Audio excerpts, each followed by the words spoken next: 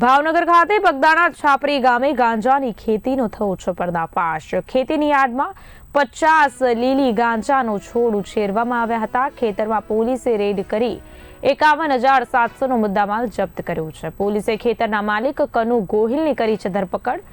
ગાંજાના છોડ મામલે NDPS act હેઠળ ગુનો દાખલ કરાયો છે। સાથે સાથે મહુવા તળાજા વિસ્તારમાં સતત ગાંજા વાવેતરના કેસો વધી રહ્યા છે, જે મામલે પોલીસ સતર્ક બની અને કાર્યવાહી હાથ ધરી રહી છે।